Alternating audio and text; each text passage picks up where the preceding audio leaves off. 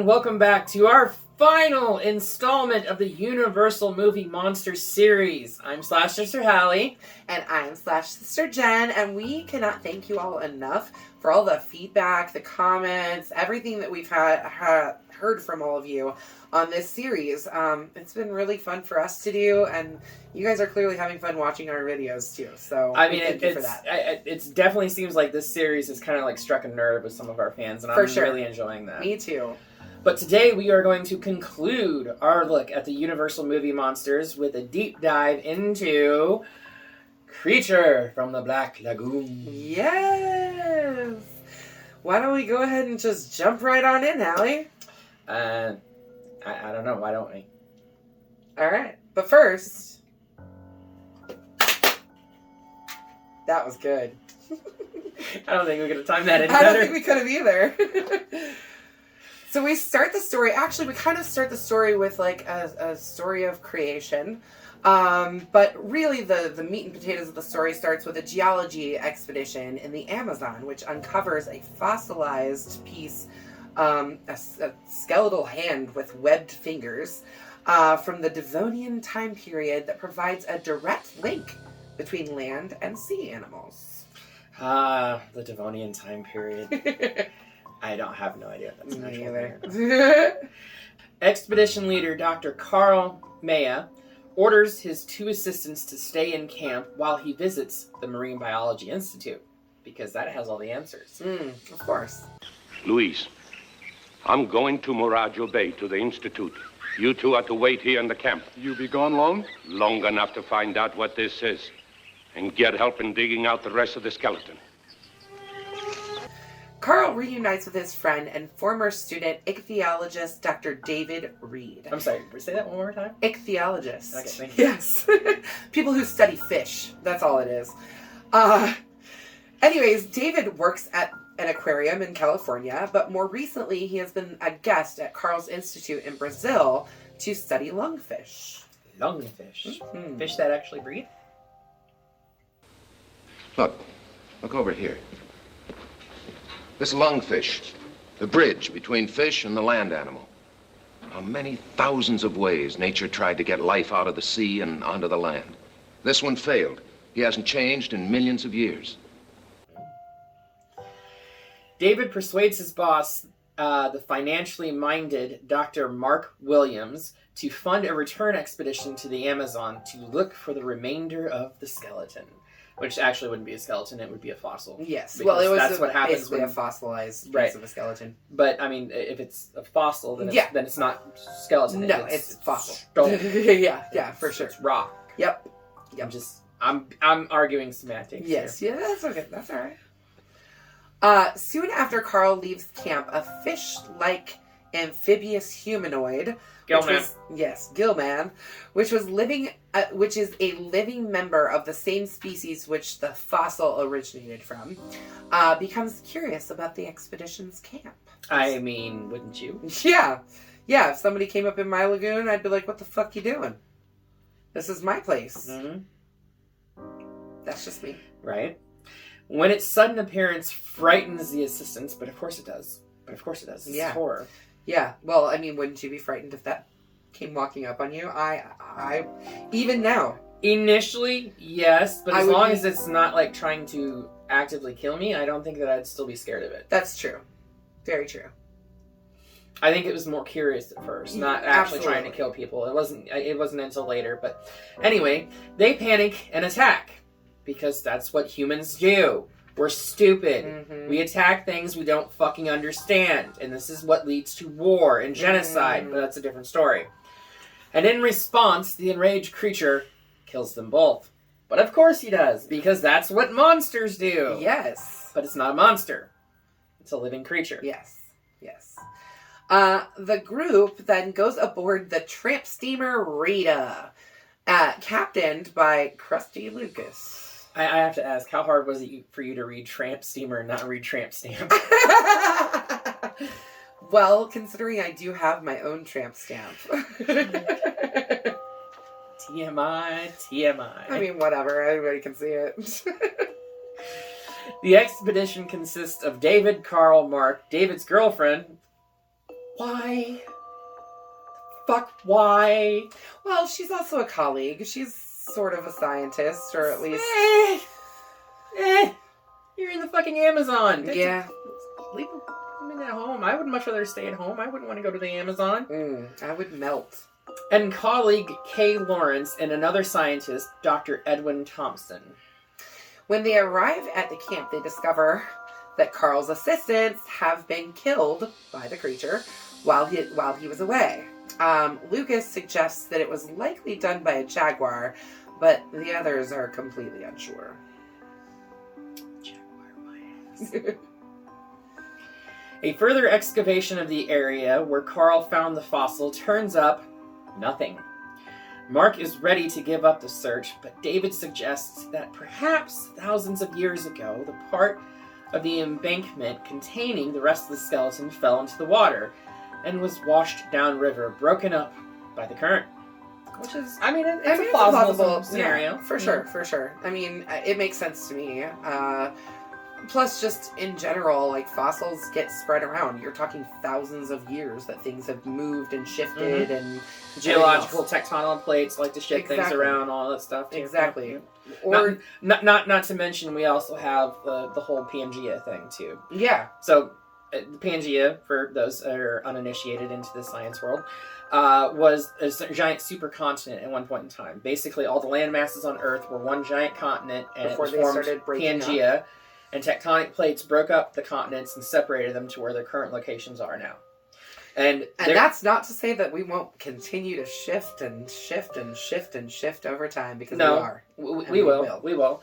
But there is actual scientific evidence that backs this up, because there are fossilized dinosaurs on, like, the coastlines that match up. Mm-hmm. So, like, the coastlines of, like, South America and Africa. Right. There are fossilized dinosaurs on both coastlines that are the same species that literally could not have been on separate continents. Yeah. So, the science is there to found that. Yes. But neither here nor there. This is a different story. Yep. So, Carl says the tributary empties, like, so the water actually empties into a lagoon, and Lucas calls it the Black Lagoon. A paradise from which no one has ever returned. Because I would want to go to a paradise that's called Black Lagoon. Yeah, I mean, especially knowing that no one's ever returned from it. Yeah. Seems a little scary to me. I mean, there's also, like, was it Blue Lagoon in the 80s? With the Return Brooke to the Shields? Blue Lagoon? Yeah. No, well, there was a sequel, yeah. Sequel, yeah. But yeah, Blue Lagoon, whatever. The scientists decide to say, fuck it, and risk it all. Risk it to get the biscuit. Yeah, you got to. Unaware that the amphibious Gilman that killed Carl's assistants has been watching them the entire time. Yes, that's what creatures do. Yep. Taking notice of the beautiful Kay, which, let me tell you, taking notice, like, that swimming sequence where he is swimming underneath her is one of the most beautiful sequences put to film. It is so cool to watch, like, her swimming over the top, him swimming underneath her, like, looking up at her. I mean, he had to have had a hell of a view to be watching her swimming from underneath. No wonder he fell in love with her. So he follows the beautiful Kay back to the Rita, all the way downriver to the Black Lagoon. Once the expedition arrives, David and Mark go diving to collect rock samples from the lagoon floor, because that's going to end in, great.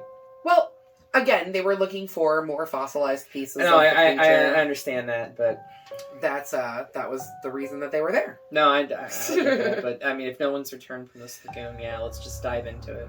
After they return, Kay goes swimming. Oh, we already talked about this. Once they're back, that's when we had the whole swimming sequence. But he does get caught in one of the drag lines from the ship, and but only briefly.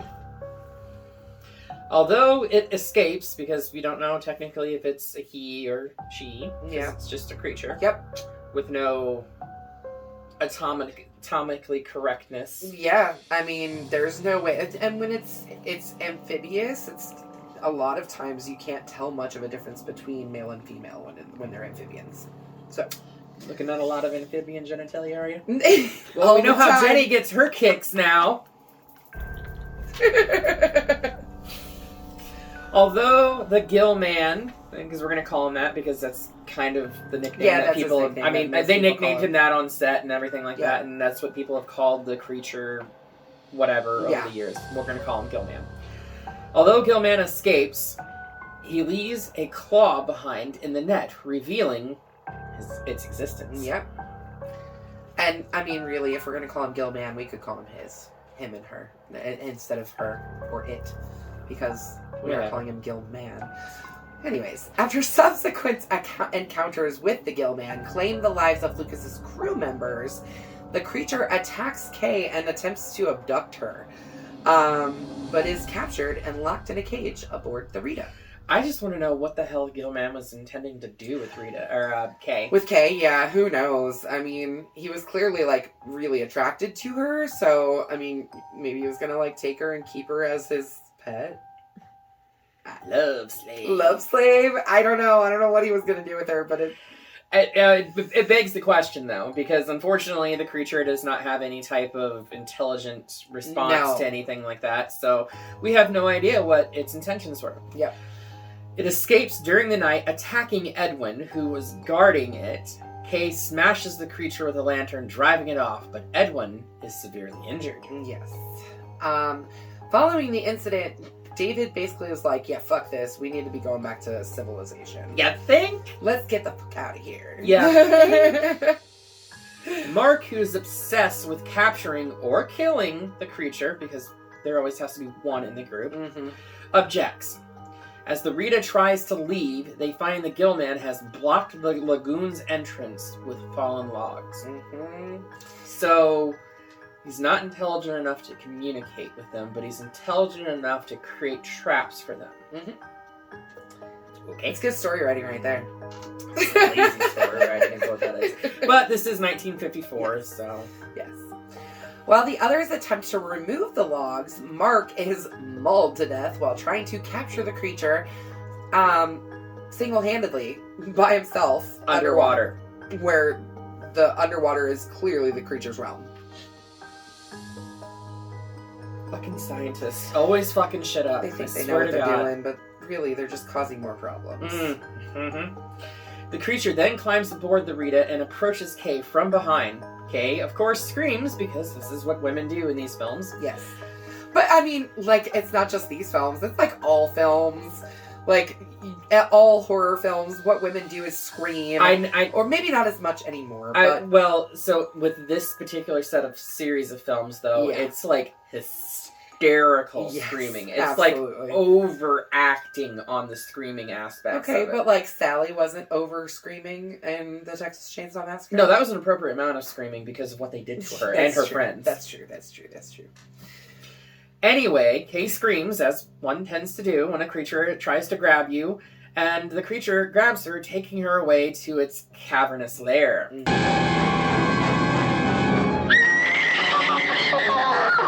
Hey! You got it! No, don't shoot! Buddy, you might hit Kay!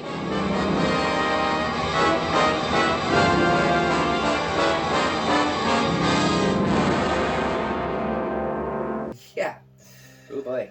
David, Lucas, and Carl pursue them, rescuing Kay and riddling the creature full of bullets. It retreats to the lagoon, but its body sinks into the watery depths. And it's probably for the best, because they would have fucking just, like, dismantled the creature and put him on display. Can you imagine if they had gotten him back to the States? And for now, at least, that is the end of the Gilman, the creature from the Black Lagoon. Because then a year later, they take that whole ending back again, and it's like a thing that horrors do, retconning endings so that they can make a sequel, huh? That's because they didn't think about making sequels back then. That's true, but... Nowadays, people set films up for a sequel on the anticipation that they will get a sequel. Yes. But back then, it wasn't guaranteed, and, like, sequels didn't really exist back then either. Yeah. The interesting thing about the creature from the Black Lagoon and Gilman, as we like to call him, is that, like, he really never got to have any of the crossover stuff that the rest of the monsters. Yeah, no, that is very disappointing because we had Frankenstein meets Wolfman, Frankenstein meets Dracula, Abbott and Costello. I mean, Abbott and fucking Costello. Seriously? We had a comedy horror series in here, and even they didn't get to meet the creature. The creature did get 2 more films after this, but again, the creature. What was the second one? The creature, Return of the Creature from the Black Lagoon, and then The Creature Walks Again. I think. Is it Return of the Creature from the Black Lagoon? Revenge of the Creature in 55. And Creature Walks Among Us in 56. Yeah. So within 2 years, there was 2 more sequels of this movie, but never got any kind of crossovers like Frankenstein, like Dracula. Well, and if you notice too, they don't actually like give an actor credit for the creature because this was actually done by a stuntman because a lot of it was done underwater. It was done by 2 different actors. So they had an on ground, like above ground actor, and then they had an underwater actor. But they weren't actors; they were stuntmen. Yes, right. They were stunt performers, right, at the time. So it wasn't like Boris Karloff was underneath the mask of this, right, or Bela Lugosi, or right, Lon Chaney, or any of the big known horror people from that time period. Yeah. Thoughts? My thoughts, it's a great movie. It really is. It's one of those classics that, of course, is going to get a bloody machete up from me. It's really kind of, again, I know we say this a lot about the Universal Monster movies. It's a sad story. It's a cautionary tale. Every single one of these has been a cautionary tale. Absolutely. And it's such a sad story about, like, what can happen when we don't understand things. 100%. It's a great story, though, either way. It is a great story. It's obviously 2 bloody machetes up from the both of us. I wish that we would have been able to not have it end the way that it did. Yeah. Yeah. It was a very sad ending. How the creature was kind of misunderstood. Mm-hmm. Absolutely. I mean, the same thing happens with King Kong, and stuff like that. Mm-hmm. So, I mean, humans just fear what they don't understand. Yeah. And that's unfortunately the sad reality of it. And this still goes on today. I was going to say, unfortunately, that's something that still continues to this day, where we have people that just fear what they don't understand. Mm-hmm. And that officially wraps up our Universal Movie Monster Horror Series. We hope that you have enjoyed this little break from our standard horror movie standard reviews. Programming, right? Which is typically the 80s slashers, and I know we try to focus on that, but we're a big fan of the 80s. Yes, we are. We're also just big fans of horror, which is why we wanted to give you guys a nice look into the Universal Monsters, and we can't thank you enough for coming along on that ride with us. Absolutely. So, until we decide to do another special series like this, be sure to slash that subscribe button. And stab the like button. And ring that grave bell so you don't get buried alive and can stay up to date on everything that we put out on the tube of you. Yeah. YouTube. Until then, we will see you all in the afterlife.